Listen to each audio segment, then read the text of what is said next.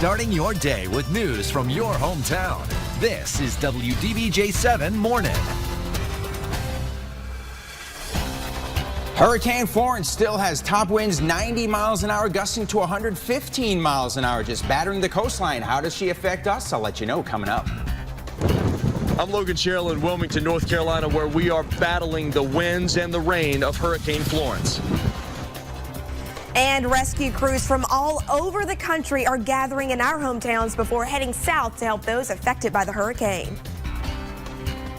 Good morning to you on this Friday morning. Thank you so much for joining us. I'm Kimberly McBroom. Just saw Logan Sherrill out there getting beaten with the wind and the rain down there in Wilmington, North Carolina. We're checking in with him in just a moment. But first, we're in an update now on the track of Hurricane Florence. Let's check in now with meteorologist Leo Hirschbrunner and Nisi Payne. Good morning, guys. Hey, good morning, Kimberly. You know what? We have been talking about all of this rain now. The Carolinas are really getting it right now. How much are they going to get compared to what we're going to be looking at? Good question. And we're not going to see anything near what they're going to get. Down in the eastern part, southeastern part, some areas 20, 30, even 40 inches of rain are not out of the question. They're already having flooding issues out that way, evacuations going on. For our area, we're going to bring that down maybe in that 3 to 6 inch range, with some areas getting maybe 10 to 12 inches. Now, with our saturated ground, that is enough to cause flooding issues across the area. So we're going to have to definitely keep a close eye on that, especially the second part of the weekend into early next week. So here's the latest on Florence.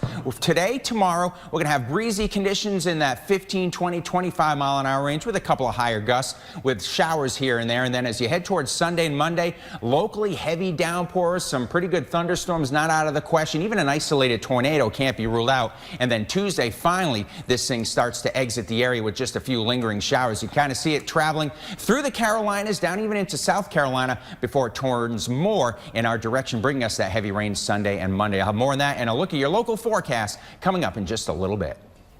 All right, thank you so much, Leo. This morning, Hurricane Florence is bearing down hard on the North Carolina coastline. WDBJ7's own Logan Sherrill is live down there. Good morning, Logan. I can see you're out there just getting hit by the rain and the wind. Hard for you to even stand up. Yeah. It's not easy, Kimberly. The last time we talked to you guys was obviously, we were right in the thick of Hurricane Florence now. She is right here beating down our door. But you heard Leo talking about those serious 80, 90 mile an hour winds and gusts up to 110 miles an hour. I don't know if it's that bad right now where we are, but it's still, I would say, gusts upwards of 70. From time to time, I have to catch myself. Now, we keep hearing about that storm surge. I want to kind of just put into perspective how high the storm surge would be. So I'm going to walk back here to this tree. So I'm right at 6 feet, okay? That's here. Tack on another 3 feet to that.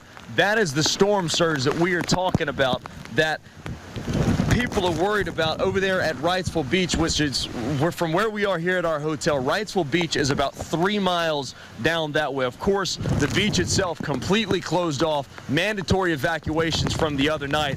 Only 2 other times, the last two times that they had to do a mandatory evacuation, just to speak to the volume of how dangerous and how serious of a storm Florence is. 1996, 22 years ago, you'd have to go back to Hurricane Fran and Hurricane Bertha, 2 monster storms that ravaged this area back in 1996. And that is what we're expecting that Hurricane Florence will do. It's a snail's pace. I saw somebody the other day saying it's like being attacked by a turtle. It's that slow. And we're just right here close to the eye wall, so that's why the storm is getting so much stronger, much more violent. And then on the other side of that eye is another couple of 100 miles, it seems like, or more, of rain and wind that will just come, park itself, and beat down on us like this, guys, for the next 24 to 36 hours. Yeah, definitely a long way to go, because that storm is just sitting there and just staying parked. And Logan, I like how you put in perspective, you're 6 feet tall. We're talking about storm surge of 9 feet possible in that area. So pretty scary situation. You and our videographer, Rob Tuning, please continue being safe down there. We'll check in with you a little bit later in the newscast. Thank you so much. Well, the storm surge from Hurricane Florence is dangerous, as Logan just mentioned. It even knocked down one storm chaser. Take a look at this. Yeah, this is storm chaser Ryan Carty being hit by the surge in North Topsail Beach in North Carolina on Thursday. Look at all that rushing water. You can see the wave knocking him down and then pushing him inland. And he does come to a stop when he reaches a couple of trees, camera in hand there and above the water. Somehow, after a few seconds, he was able to get up.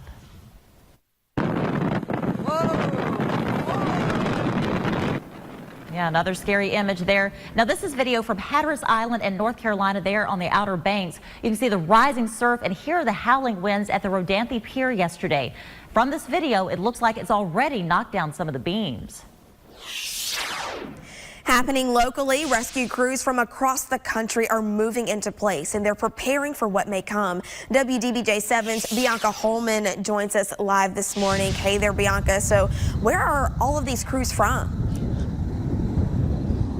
Hey, good morning, Niecy. Where there's a crew from Los Angeles. They're in Henry County now. They have jet skis and equipment, but they're not the only ones that have come here from other places. They're not the only out-of-towners. There's also a crew from Mississippi. We were able to catch up with them. They're in Pulaski County at Clater Lake. Here's some video footage of them.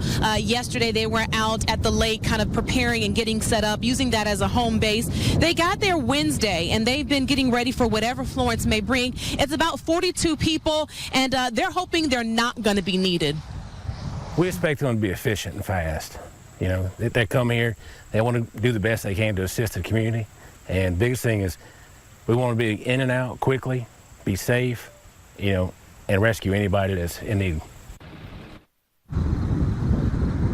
And some quick tips from the rescue teams. They say that if you do get involved in flooding and there's flooding around in your area, get to higher ground, of course, but also if you get caught in flood waters, hold on to something sturdy. That'll make it easy for crews to find you. And Niecy, in the next half hour, we're going to take a look at a roundup of tips that we've been recommending all week. You know, we're headed into the weekend. We want to make sure all of our viewers in our coverage area are prepared. Yeah, all great stuff to keep in mind as Florence makes her way here, and crews from across the country coming here just to make sure that we are safe. All right, Bianca, thank you so much for that update.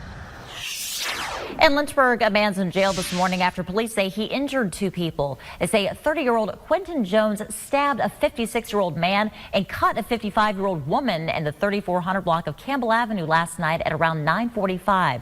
He's charged with malicious wounding. Anyone with information should call police.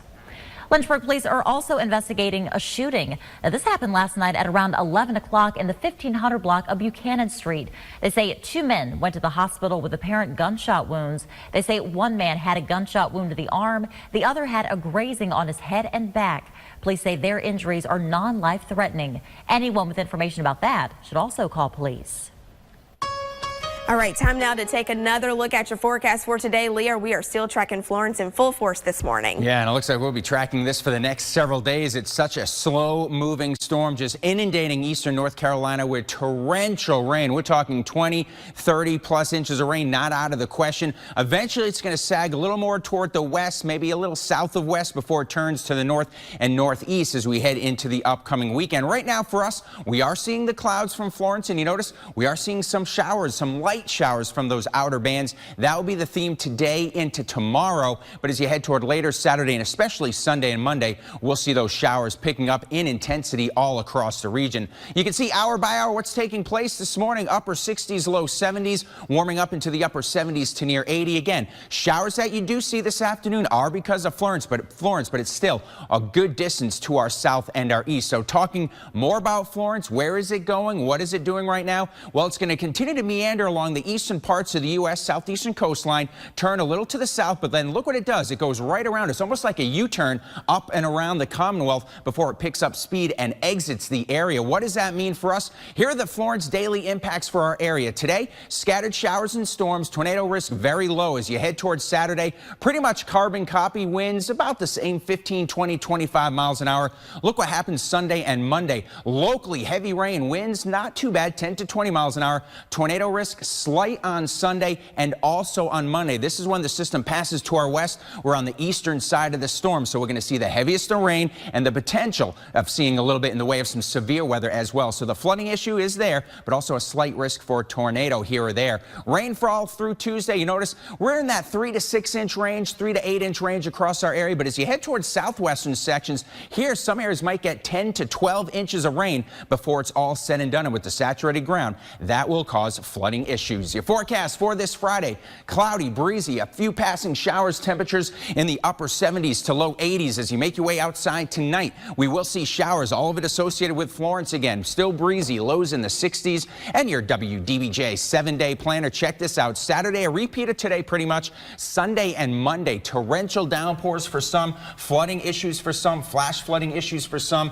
And then by Tuesday, it begins to exit. And finally, Wednesday and Thursday, we can all sit back and breathe easy because we're just going to see sunshine moving back in your area, our area. But again, today, yesterday, today, tomorrow, Sunday, Monday, Tuesday, Florence is going to still be affecting a lot of people. Yeah, and if you're a homeowner, make sure that your gutters are clean. Try to bring in stuff that's outside now that could blow around in the wind. Just take these precautions to protect your home. Don't put your guard down. I know we always talk about hurricanes, and usually they're quick. They come and go. Right. This one's going to take days before it gets to us. So even tomorrow, if you even get a couple of breaks of sunshine, don't think it's not coming. It is coming Sunday and Monday. All right, be vigilant. Get that WDBJ7 weather app. These guys are going to keep you updated. And if you lose power, that's the only way you can get the weather. So there you go. All right, good stuff. You're watching your hometown station, WDBJ7. Coming up, why the Roanoke County School Board decided to hire 5 new school counselors this year. Team